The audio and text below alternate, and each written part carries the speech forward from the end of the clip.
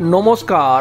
পশ্চিমবঙ্গে CBI ED তদন্ত করার ক্ষেত্রে ব্যর্থ, এটা নিয়ে যখন আলোচনা চলছে তখন প্রশ্ন এটাও উঠে যাচ্ছে, বিভিন্ন দুর্নীতির ঘটনা এবং অপরাধমূলক কাজকর্মের তদন্তে কেন্দ্রীয় তদন্তকারী সংস্থাকে যখন উত্তরপ্রদেশের যোগী পুলিশ বিভিন্নভাবে সাহায্য করছে, তখন পশ্চিমবঙ্গে মমতা সরকারের পুলিশ এই রকমভাবে কেন্দ্রীয় তদন্তকারী সংস্থাকে কেন সাহায্য করে না?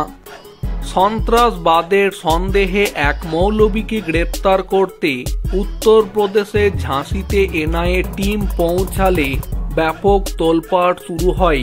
কিছুক্ষণের মধ্যেই 200 জনেরও বেশি মুসলমানের ভিড় জড়ো হয় এবং মৌলবীকে মুক্তি দেওয়ার জন্য এনআইএকে চাপ দেওয়া হয়। যাই হোক, স্থানীয় পুলিশের সহায়তায় এনআইএ অফিসাররা মৌলবীকে পেছনের দরজা দিয়ে বের করে নিয়ে যেতে সক্ষম হয়। বৃহস্পতিবার সকালে এনআইএর একটি দল সুপার কলোনি নামে একটি এলাকাতে পৌঁছায়। তারা মুফতি খালিদ নাদভিকে গ্রেপ্তার করতে এখানে এসেছিল। খালিদ নাদভি শহরের কাজীর ভাগ্নে। প্রায় আধ ঘন্টা চেষ্টার পরে দরজা খুলে যায়।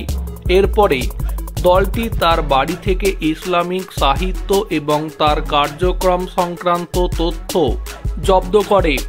এনআইএ দল তাকে বেশ কয়েকটি বিদেশি নম্বরে কথোপকথন সম্পর্কে জিজ্ঞাসা করলে তিনি অনলাইন শিক্ষার উল্লেখ করেন। বিদেশি তহবিল সন্দেহের ভিত্তিতে মৌলবীকে সাথে নেওয়ার প্রস্তুতি নিচ্ছিল এনআইএ। এরই মধ্যে মসজিদ থেকে ঘোষণা করা হয় যে এনআইএ অফিসাররা মৌলবীকে তুলে নিয়ে যাচ্ছে। কিছুক্ষণের মধ্যেই মুসলিমদের ভিড় এনআইএ টিমকে ঘিরে ফেলে। এই ভিড়ের মধ্যে বোরখা পরা মহিলারাও ছিলেন। দলে দলে মানুষ মারামারি শুরু করে।